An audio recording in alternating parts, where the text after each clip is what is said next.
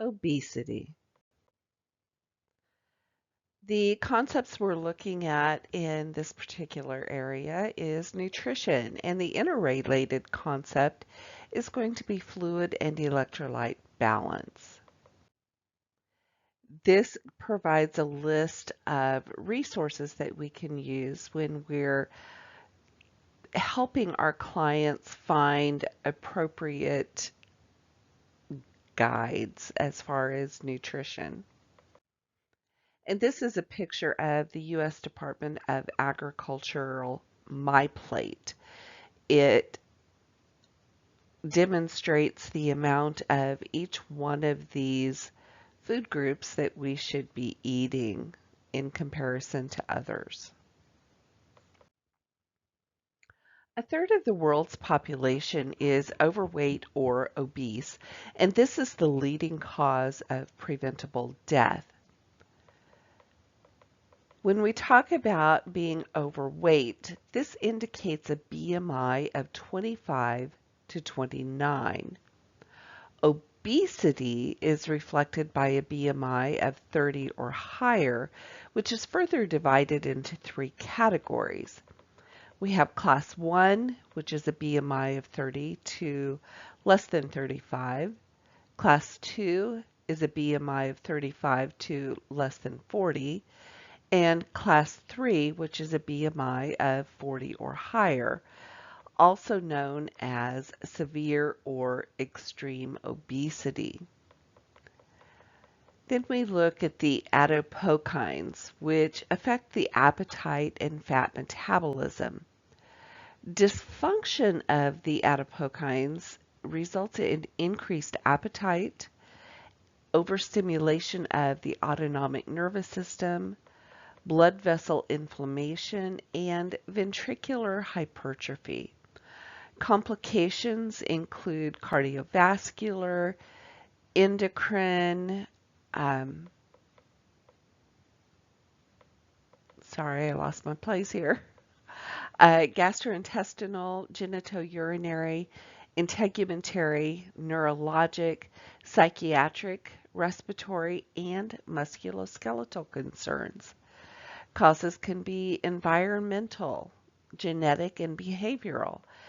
Common causes of that would be like eating a high fat and high cholesterol diet, or physical inactivity, drug therapy such as corticosteroids, estrogens, NSAIDs, antihypertensives, antidepressants, antiepileptics, and certain oral anti-diabetics.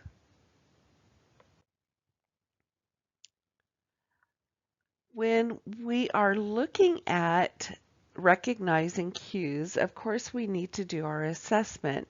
And part of that assessment is going to be gathering the history.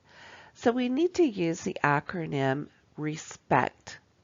We create a rapport with the client in an environment that is safe, ensure safety and privacy, encourage the client to set realistic goals, provide compassion, and use tact in conversations.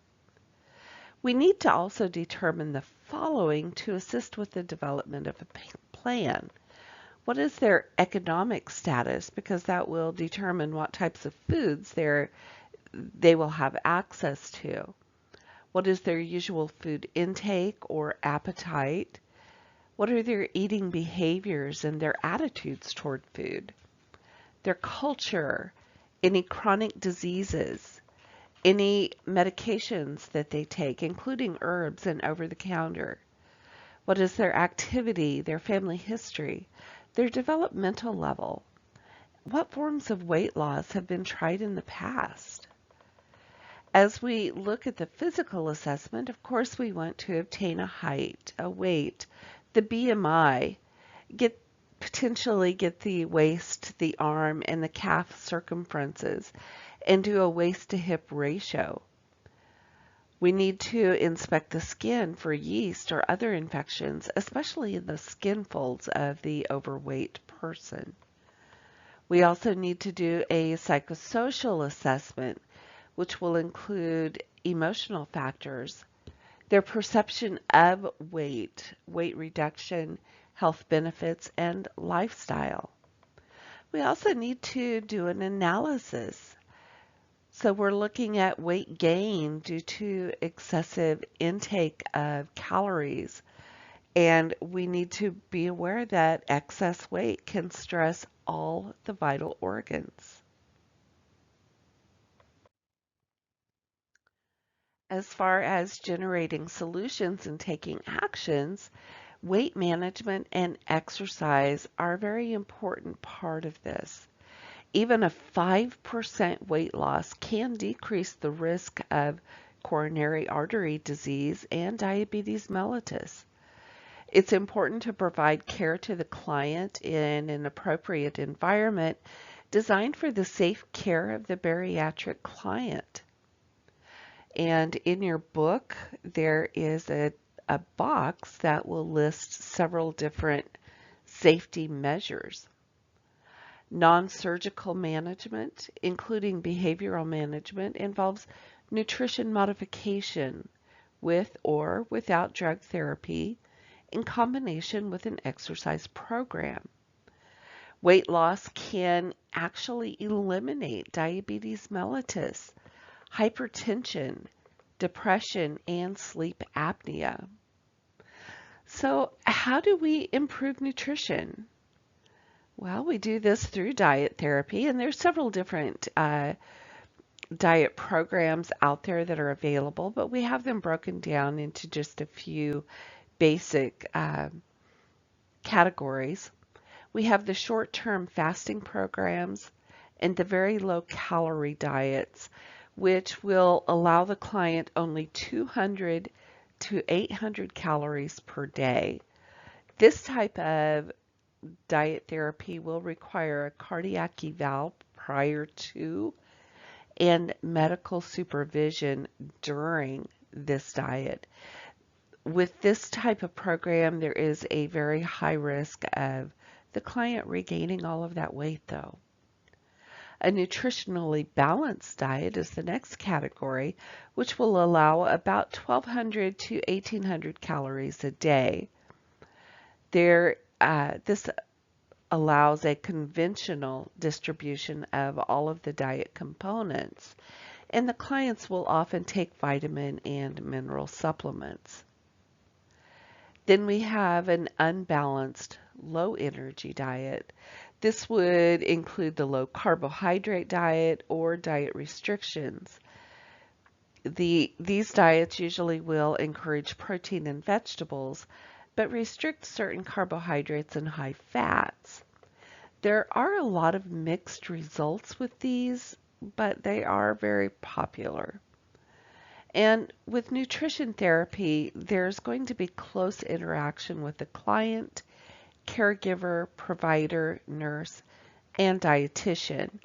This particular plan will meet the client's needs, habits, lifestyles, and is realistic. The diet will be evidence-based, nutritionally balanced. There will be a low risk-benefit ratio. It's very practical, and it will be conducive to long-term success. The client's calorie needs in this category will be based on the current weight, their gender, their activity level, and it will be designed so the client will lose about 2 pounds per week. 5 to 10% loss of body weight has been shown to improve glycemic control and to reduce cholesterol and blood pressure. The exercise program. We know that by adding physical activity to a healthy diet, it helps produce more weight loss than dieting alone. For example, walking 20 minutes a day and increasing the time as endurance increases will be very beneficial. And it can be done all at once, or it can be broken up throughout the day. With drug therapy, there are 4 medications that have been approved for overweight and obesity treatment. The liraglutide activates appetite regulation in the brain, and it's really important that we do not let clients take this if they're also taking insulin. The naltrexone bupropion combines an opioid antagonist, the naltrexone, with the antidepressant bupropion. These clients should not take it with uncontrolled hypertension, seizures, eating disorders, or drug and alcohol withdrawal. Orlistat will inhibit lipase. These clients will also take a multivitamin daily. Their fat intake has to be decreased to about 30% of their food intake, or it will start causing loose stools, abdominal cramps, and nausea. The phentermine topiramate is a short-term weight loss drug combined with anti-seizure medication. These clients that have glaucoma or hyperthyroidism should not be taking this drug, and it can cause birth defects. Then we look at cryolipolysis, which is fat freezing, and it will help reduce fat in certain body areas. However, it is not suggested for overweight or obese clients. And behavioral management will help change daily eating habits so the client can lose weight through self-monitoring, stimulus control, reinforcement techniques, cognitive restructuring, counseling, or maybe the 12-step program. But then we also need to look at complementary and integrative health that can help suppress appetite and decrease food intake, such as acupuncture, acupressure, Ayurveda, and hypnosis. These have shown some success, but in other clients, no success. And then, of course, we always have surgical management. But only certain clients are really eligible for surgical management, and that includes those that have had repeated failure of non-surgical interventions, a BMI that is equal to or greater than 40, or a weight that is more than 100% over their ideal body weight. When we're talking about being overweight or obesity, we also need to introduce the term bariatrics. Bariatrics is a branch of medicine that manages clients with obesity in addition to its related diseases. There are multiple surgical procedures available, and the particular procedure will be dependent on the surgeon and the client. Preoperatively, we understand that there will be an increased surgical risk with these clients, and it may require the client to lose a certain amount of weight prior to the surgical procedure. These clients should also undergo a psychological assessment and testing for depression, substance abuse, or other mental or behavioral problems, because these might be why the client is overweight to begin with. The nurse's role will be to reinforce health teaching in preparation for surgery. There are several different operative procedures. We're only going to talk about a few. Gastric restriction will be the easiest type of procedure, and it will allow for normal digestion with no nutritional deficiencies. The vertical sleeve gastroplasty actually removes about 3/4 of the stomach.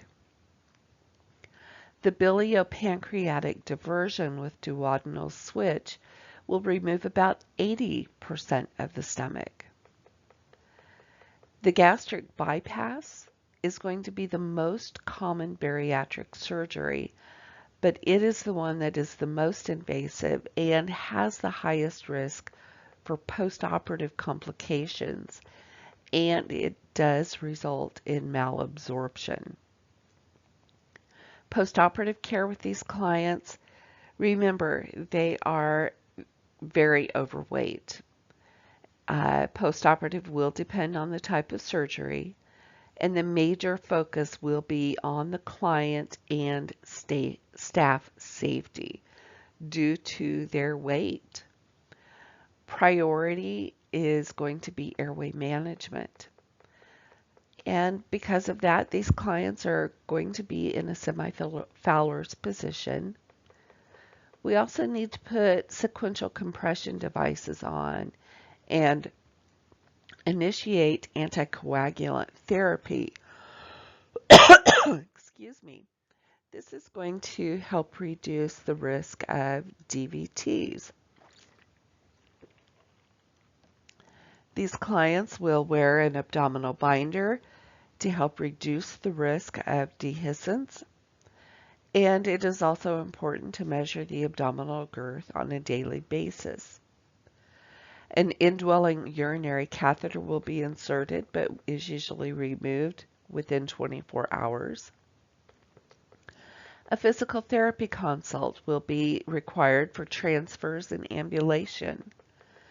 It will be important to reposition the client at least every 2 hours and provide very significant intensive skin care. Prevention of complications such as anastomotic leaks, where all of the sutures internally have occurred. Pain management. And when food is introduced, when it's appropriate, of course, we'll begin with clear liquids and then full liquids. But each serving is only going to be about 1 ounce. 1 ounce is 30 mLs. After about a week, pureed foods will be introduced, and they will only receive about 5 tablespoons of food at a feeding, but they will be getting approximately 6 meals a day. After several weeks, they will be able to start taking in soft foods. On post-op week 8, they can start with solid, nutrient-dense foods. The client should eat very slowly and drink very slowly. They should consume only small meals. They should be encouraged to stop eating before they're full. They should choose foods that are high in protein and avoid those high fat and high sugar content foods. And they should also observe for the dumping syndrome. This is where the food passes through the body so quickly that they can develop tachycardia, abdominal cramping, nausea, vomiting, and diarrhea.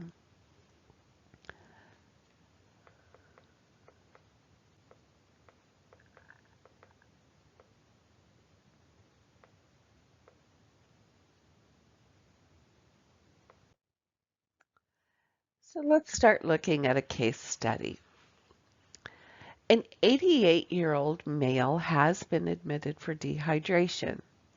Upon assessment, we see a dry mucous membranes, generalized weakness, difficulty ambulating, and very little appetite are noted by the nurse. The weight is down from 112 to 98 pounds over the past 3 months. His dentures are loose and poor fitting. Which assessment findings support a risk for malnutrition? This would be the decreased appetite, his weight loss, the dry mouth, the generalized weakness, poor fitting dentures, and difficulty ambulating. So, which assessment findings support a failure to thrive? This is going to be weakness, unintentional weight loss, other symptoms, including that slow walking speed, low physical activity, and exhaustion. One point that I want to bring out here especially with our older adults, if they have signs of malnutrition or they have signs of uh, rhabdomyolysis, which could be a sign of starvation, uh, we need to look at how their dentures are fitting. We need to pay close attention to their mouth. Do they have a lot of missing teeth? Do they have tooth issues such as dental caries, abscesses, etc.? If they have dentures, how well do their dentures fit? If they do not fit well, they can cause sores in their mouth, and this will help. All of these things will prevent the client from taking in appropriate nutrition. So now the client is admitted to the hospital. The nurse reviews the client's admission lab results. Which result supports a diagnosis of malnutrition? Is it the hematocrit of 37%, the hemoglobin of 12 grams per deciliter, the prealbumin of 13 milligrams per deciliter, or the serum albumin of 3.5 grams per deciliter? The correct answer is C. The serum albumin, hematocrit, and hemoglobin are all low normal values that could indicate malnutrition, but the serum albumin of 3.5 grams per deciliter is low, reflects a nutritional status a few weeks before testing. So it's not the most sensitive protein study. The 13 milligram per deciliter prealbumin level is low. It is a much more sensitive indicator of protein deficiency because of its short half-life of 2 days. So if you're wanting to look at nutritional status, always look at the prealbumin levels. On assessment, the client is noted to have conjunctival xerosis, dry skin, follicular hyperkeratoses, and a bright magenta or purple tongue.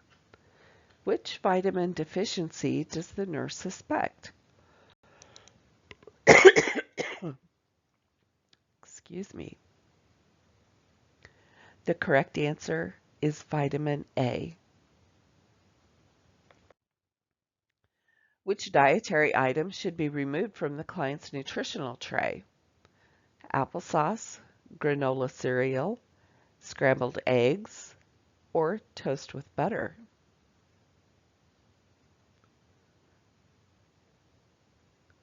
The correct answer is B. If you remember his symptoms, he has ill-fitting dentures. It makes it difficult to eat granola. And granola is not part of a soft diet plan. Basically, when we're talking soft, we're talking easy to chew, easy to swallow. Um, all of these other items are definitely soft. The client has ordered daily multiple vitamins with zinc and iron supplements. Which nursing interventions promote oral nutrition intake? Select all that apply. Is it delegating a UAP to feed the client? Providing mouth care before each meal? Placing a small bore nasoduodenal tube? Assisting the client to sit up in a chair? Ordering foods that the client likes to eat? The only incorrect answer is C.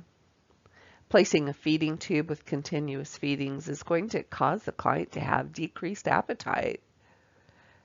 Everything else is very appropriate.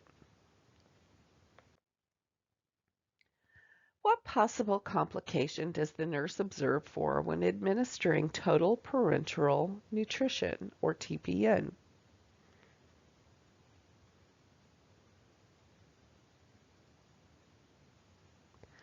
The correct answer is C.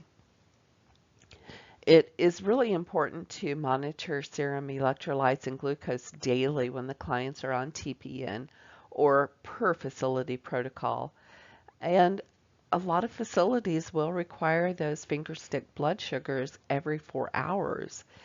If insulin is added to TPN to manage hyperglycemia, those finger stick blood sugars should be checked frequently. But there's a really high sugar content in TPN.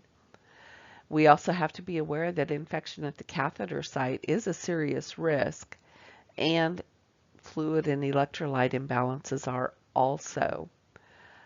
But really the biggest thing we have to monitor, or we monitor more frequently, will be hyperglycemia. An older adult with anemia requests help with menu choices. What type of food will the nurse encourage the client to eat?